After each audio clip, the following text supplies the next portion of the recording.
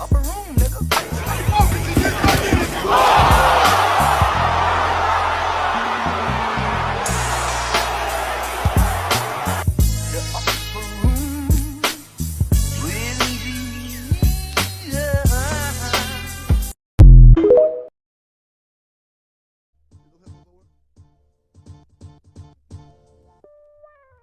Yup, you know what time it is, man. This is, of course, your favorite channel, man, CTB.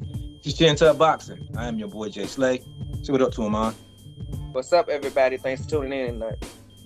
Most definitely. You know what you're tuning into, man. This is a show we call here Chin Check. This is where we rock you guys' chin with boxing news, boxing information, boxing rumors. And sometimes we give you some money in your pocket by giving you the odds of the fight. But today, man, being kind of buried in all the drama, man. It was a big fight announcement to make, man. I'm kind of happy and I'm kind of thrilled about this fight. Because actually, we've been calling for this fight now for at least a good 2-3 years, man. It's been a while. This is what I would consider the first real test of one of the fighters. And this will be a redemption fight for the other fighter, man. I am, of course, talking about David Benavides versus Caleb Plant, man. Both fighters have announced the fight on Instagram. So none of that he say, she say shit with that boy, with this fight. It's official. Both fighters announced it. It's coming in early 2023. Man, what was your feelings, man, when you first seen the announcement, man, and you first seen the fighters announce it, and not just the standard Michael Benson / ESPN / bullshit that we normally been seeing this year?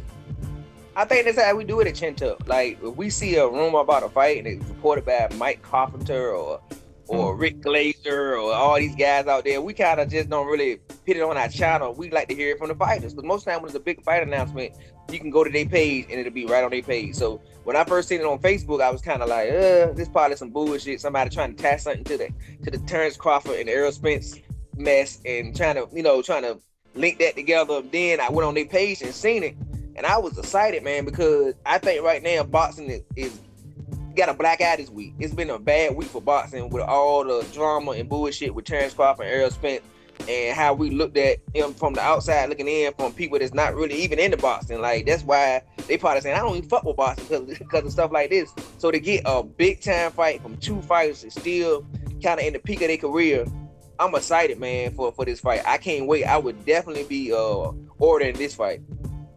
Yeah, most definitely. I'm definitely ordering this fight.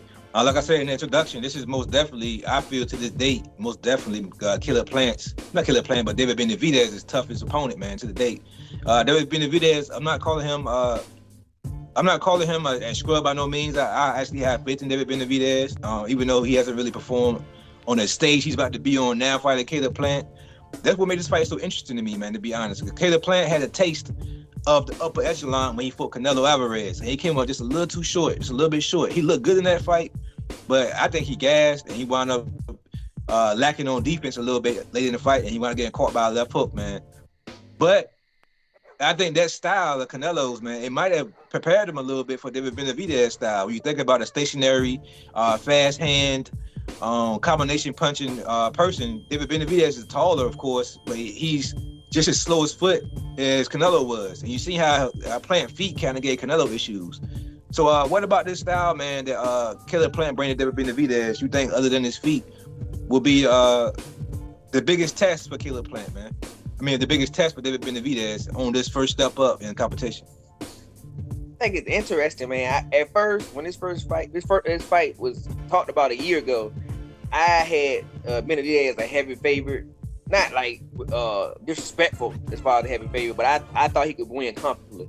But then the more I think about the fight and see what Plant did his last fight, how well he fought against Canelo those first 8 or 9 rounds till he kind of faded at the end. And like you said, it was a good point you made. I didn't think about the competition level. He's been in there. He's been on the big stage. He's been in there with Canelo. David Benavides, as great as he looked and as great as we think he is, we don't know because he's never been there with a killer like him. So this will be his first true test on a huge stage on pay-per-view. How's he gonna hold up under the spotlight? So we really don't know. So I think that style could give him problems, because to me, if you watch that Darrell fight with David Benavides about 3 years ago, he was getting mocked up pretty good by Darrell. Darrell just couldn't keep him off him, but he was actually outboxing him those first 3 or 4 rounds in that fight. And then he got the cut, and then it just went all down here, and the fight ended up being a stop. But if you watch that fight, Darrell had a lot of success in that fight. And Darrell is not on the level of Plant as far as his feet and his boxing ability and his ring generalship and IQ. So I'm intrigued, man, because you got two different styles. You got a guy that's gonna come forth, throw a lot of punches, gonna put pressure on him from round 1 to 12, and then you got Plant who's gonna want to box, stay on his feet, counter punch, move, stick. So it's pretty much, man, what style is going to overpower the other one. So I guess we have to sit back and watch, man, to see what's going to happen. Yeah, I was like you, man. 3 years ago when this fight first was talked about, I gave Benavides the edge too, only because of punching power. We both, I ain't say we slept on Caleb Plant's punching power, and nor am I going for the recency bias right now when it comes to his last fight. Yeah, we know he stopped the rail, but the rail's been stopped before. The rail's been hit before. We didn't think Caleb Plant was gonna knock out the rail by no means. I knew it was gonna be a good fight. And it wound up being a better fight than I expected. It was a great fight in my opinion. I know a lot of fans said they didn't enjoy it. Like the fans in the crowd was booing in certain parts. I don't know why, man. That fight was entertaining to me. It was drawing back and forth. Mm-hmm. Both of them were talking shit. At the end, Caleb Plant buried the man, so you know it was real. It was real animosity in that fight. So I enjoyed it, man. Me as a real boxer fan. You gonna get you one of them shirts? I'm gonna get one of them shirts. That shirt is kind of cold though. I want one of some of them boxing shoes he had too. Them Freddy Krueger shoes he had on. Yeah, that was dope. Them shit was dope as fuck to me. But yeah, man, that was a great fight, man. It was a great entertaining fight. But like I said, I'm not gonna fall into the recency bias of it. Even though Darrell is a common opponent, I will say that Benavides faced a more fresher Darrell.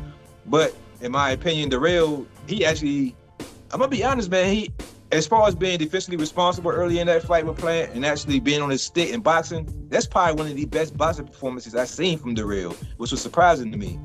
And like you said, when he fought Benavides, he was boxing well in spots too, and Benavides' feet is not that quick at all. And that, like you said, he just couldn't keep Benavides off of him. So I'm curious to see, will Caleb Plant have that same issue too? Will he be able to pop him like he did Darrell and get his respect, and kind of how he did Canelo early, or would he be on his stick and on his bicycle most of the fight? But I will say though, he can do both. Caleb Plant can be on that stick all night and move around. If he don't gas out like he did against Canelo, he can make it a hard fight for Benavides. But he also has the skill and defensive responsibility in his mind enough to actually stay in the pocket when he wants to and bang a little bit. Would that get him in trouble? That was the question. Do you think Benavides' power is enough to possibly give him more trouble than Canelo did? Or you think Benavides' power is slightly overrated and it's kind of hard to tell what's going to happen? I think his power is slightly overrated, but his work rate is way higher than Canelo. Canelo is he picking shots. He's a counter puncher. He's not going to throw a whole bunch of shots. David Benavides is going to throw 75, 85 punches around. And he gassed out with Canelo. So what is he going to do when a guy that's been putting pressure on you for 8, 9 rounds? What is he going to do? Because I think this fight for me is going to be decided in 9 through 12. The guy that can take the fight over at 9 through 12, and like we said, they got two different styles. If Caleb Plant can continue to box, stay on his feet, pick his shots, win the rounds, show his boxing IQ, 9 through 12, he'll win. If Benavides can see him getting tired and can start to walk through him, and he can't move his feet to get out the way, Benavides is gonna win or maybe stop him. So I think it's gonna be the clash of two different styles in the back half of the fight. But I don't think his power is as great as people think it is. More the accumulation of damage and punishment that he get to fighters. Yeah, because Canelo, especially in the higher weights, has been known to be a great puncher. It seems like his power got better as he went up in weight. So when him stopping Plant, while it is a big deal in some cases, it don't lead me to questioning Plant's chin at all. It didn't make me think that Plant's chin is weak because Canelo caught him with a shot. I think it was a connection of being, a collaboration of being both tired, being caught clean with a punch, and being caught with a punch that she didn't see coming. He didn't see coming. He kind of had his guard. On the wrong side of his face when he got caught by that hook. So I think with those three things was what got him in trouble with Canelo. And like you said, Benavides' hands is fast, man. He can catch him with that same shot if Plant's in the pocket too long. Plant gonna have to turn him, yo. He gonna have to turn him. Everybody know what Caleb Plant. Everybody know what David Benavides' weaknesses are. Everybody in the world know what it is.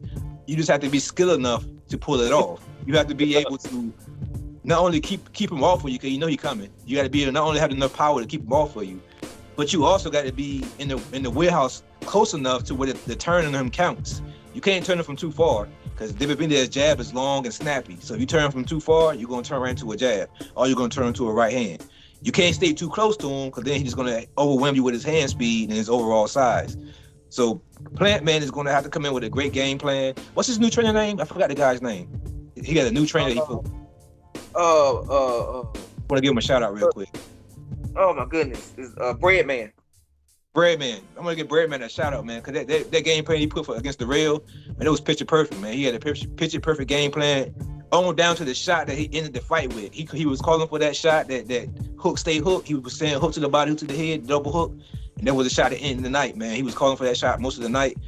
Pan landed it, yo. So the way he break down film and the way he break down the opponents, I'm pretty sure you're gonna see David Benavides' film and see what gave him issues. But not only the Real, but he also had troubles with what's the guy named that knocked Benavides down?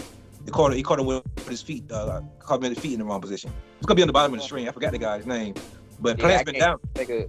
Yeah, but Benavides been down before. He's been hit clean, and he's known to be off position with his feet a lot. That's why I said Caleb Plant gonna have to turn him. Because when those feet get close together, the way Benavides kind of walks in, he doesn't hop in like a fighter would supposed to do, and keep his feet punch ready.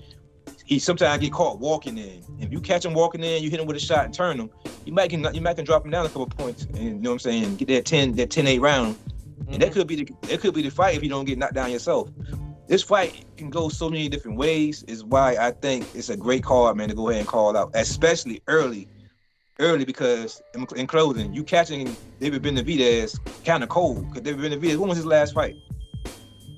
It's been, I think, right at the beginning of the year. So, and I think this fight probably gonna be, if I had to guess, probably March, or late February. I can't see it in January. He was supposed to fight in January, but he got popped dirty.